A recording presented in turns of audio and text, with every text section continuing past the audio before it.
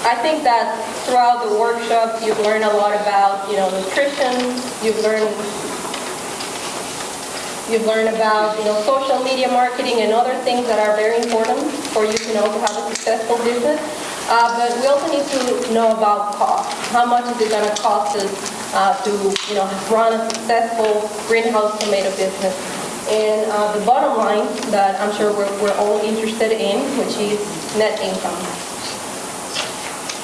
So to do this, budgets are a very helpful tool. So a budget is a planning tool. It helps you plan the future of your business. It's also a benchmarking tool. So benchmarking is basically the practice of evaluating something against a given standard. So in this case, you're evaluating your business against other businesses. So how are you doing relative to other people? It may also be a requirement. So some lending agencies may ask you for a budget in order to determine what the best repayment schedule is going to be. And budgets are just widely used. They're used by extension personnel, they're used by researchers, they're used by farmers, and policymakers, among others.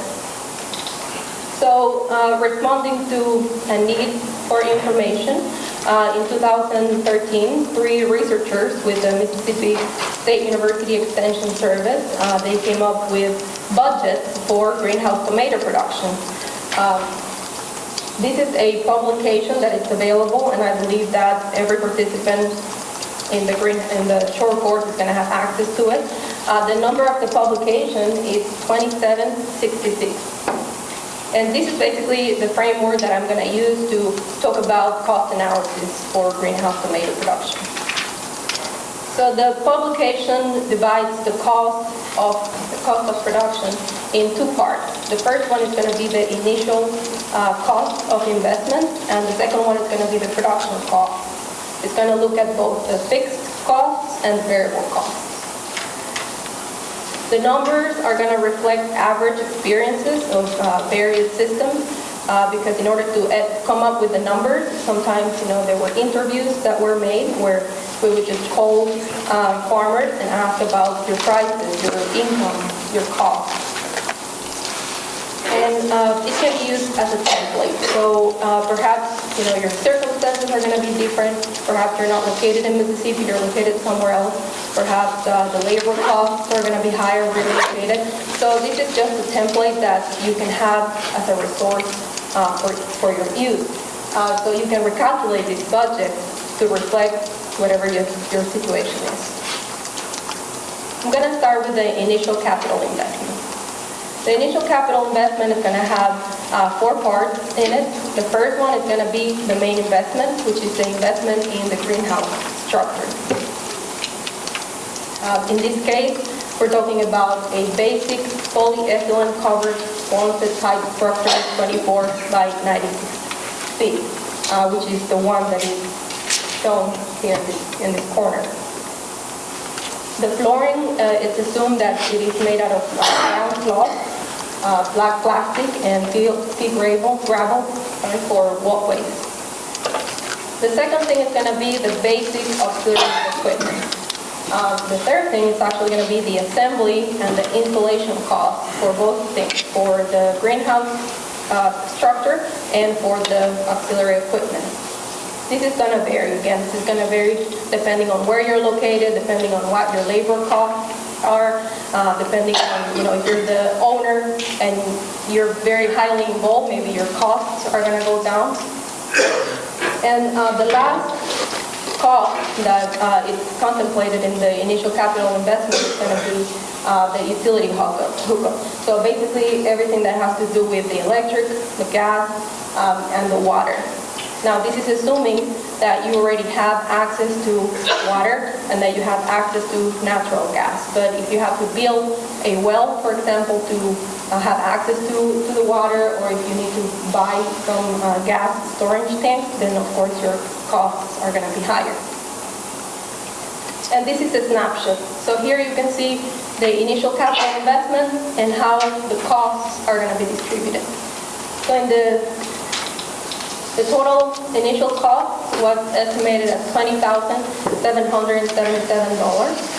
And as you can see, the main expense, almost 80% of that, is going to be the investment on the basic greenhouse structure.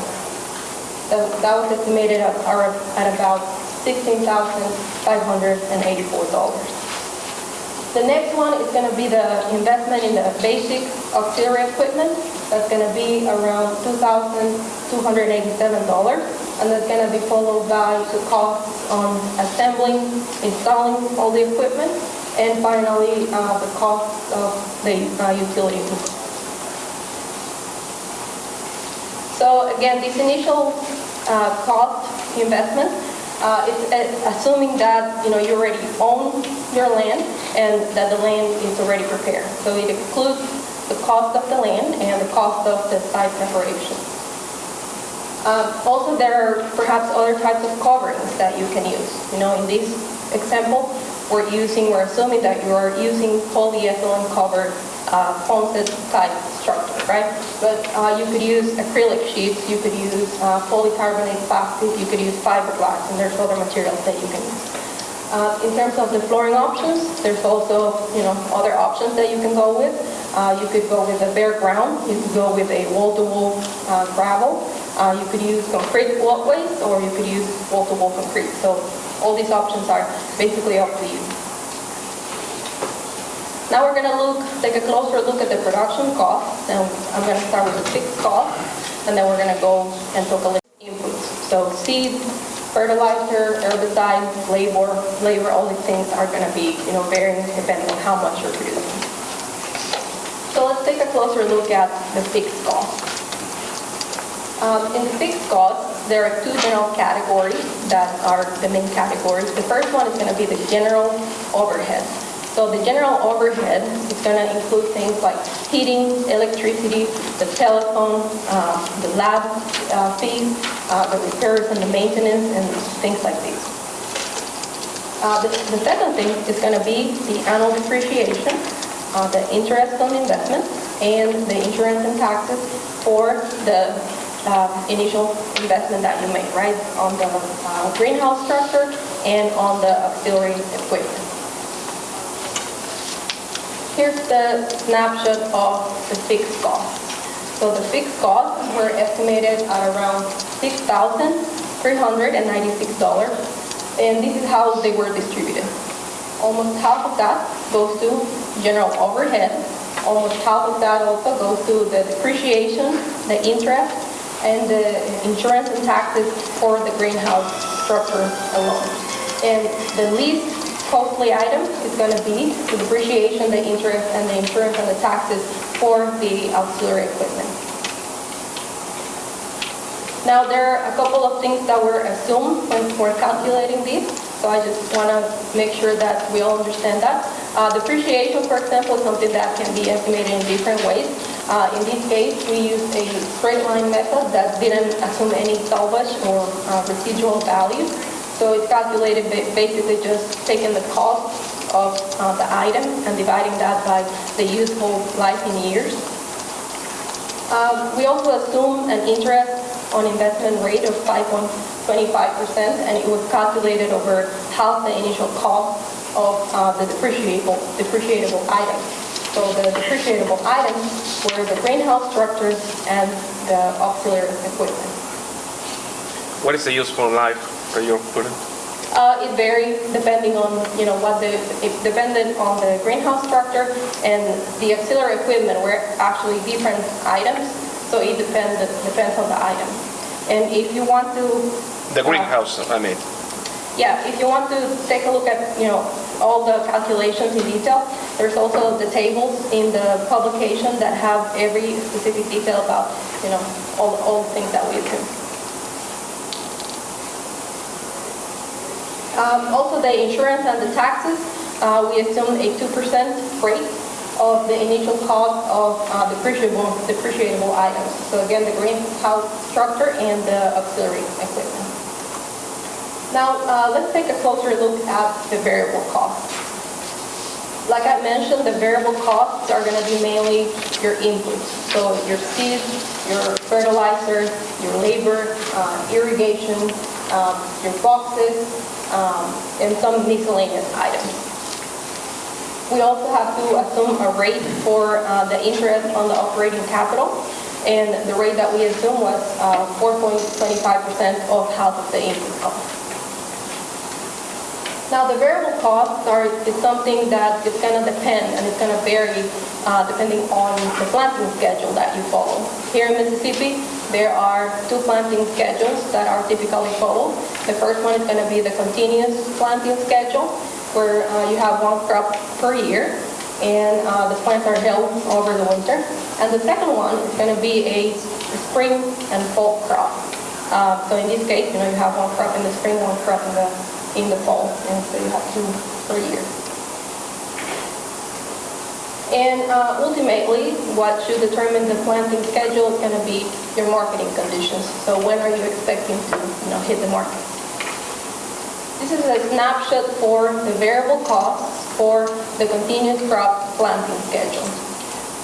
So in this case, you can see here that the variable costs for the continuous crop, they were estimated at $4,580. And here you can see the distribution of how those costs are distributed. You can see that almost half of that is going to go towards labor. So 46.6% was labor, or equivalently $2,132. That's followed by the cost of the boxes and followed by the cost of the fertigation. Now this is the snapshot for the variable cost for the spring crop only. Here you can see that the total was estimated at $2,866, and you can see again how the costs were distributed.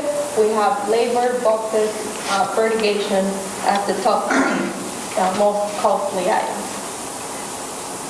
And here we have the variable costs for the fall crop. These were estimated at $2,336. And again, you can see the distribution, and it's pretty similar. So we can see that the top items are going to be labor, boxes, and fertigation. And if we see both of them together, the spring and fall crops together, this was estimated at $5,202. So what we see over and over again is that the most costly items are going to be your labor, your boxes, and your fertigation. Then we went ahead and calculated the total production cost. The total production cost is just the sum of your annual fixed cost plus your variable cost. So for the continuous crop, if you remember, the estimate for the annual ownership fixed or ownership cost was $6,396. So if you add to that the variable costs for the continuous crop planting schedule, that's going to come up to a total of about $10,976. Now we can also look at the spring and fall crops. So again, the annual fixed costs, they stay the same. They don't vary depending on the production level. But then we have the variable cost for the spring crop and for the fall crop, and that comes up to a total of about $11,598.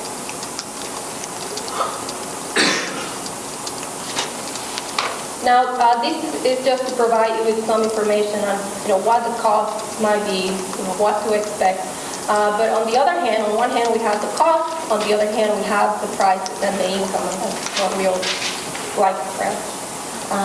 In order to get information on market prices, there are several sources. One source that I can think of is the USDA Fruits and Vegetables Market News Portal, which provides market price information for specialty crops grown in the United States in several markets.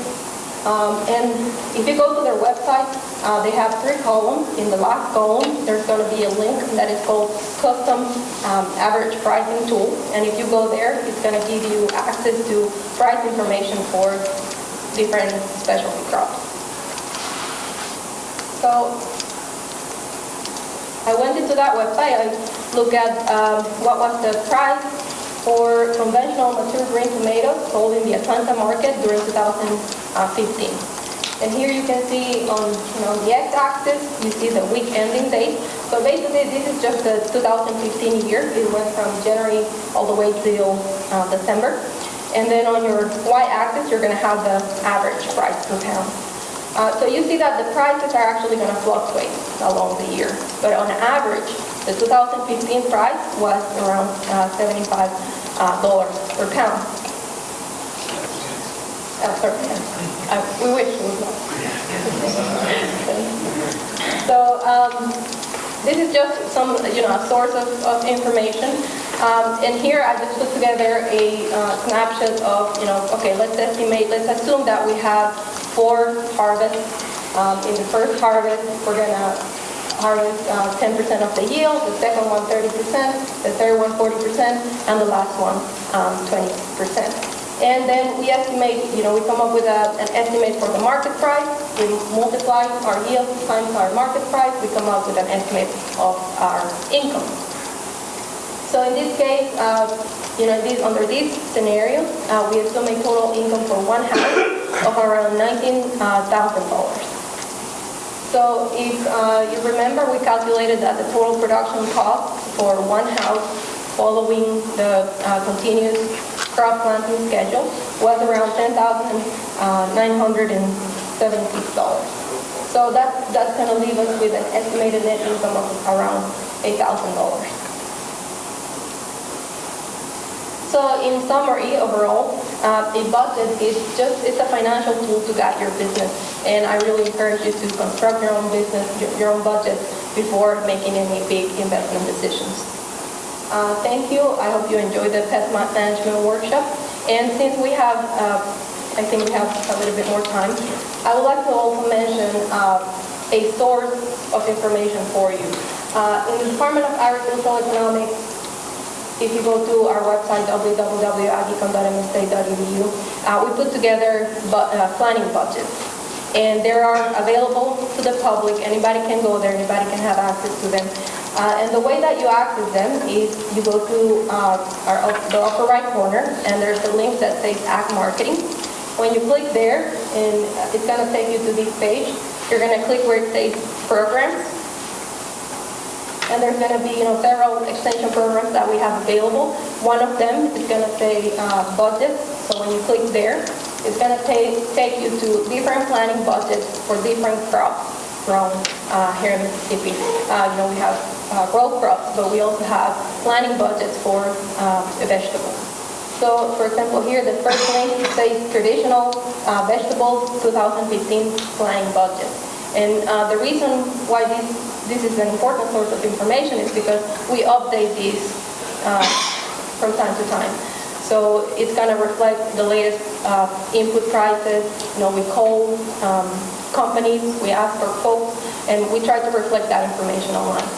So if you go online, we do have traditional vegetable planning budgets for field-grown market tomatoes, field-grown tomatoes.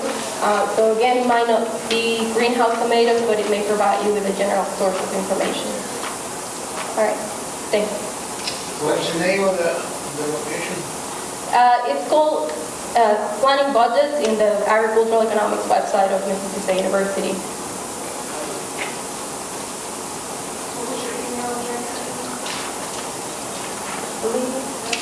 Right there. In your budget, did you figure out any, did you allow anything for delivery costs? That was not accounted for, I believe.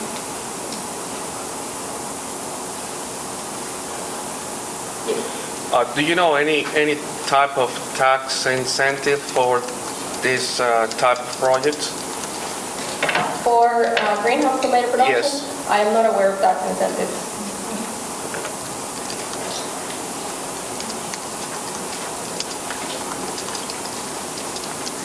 Any more questions for Alba?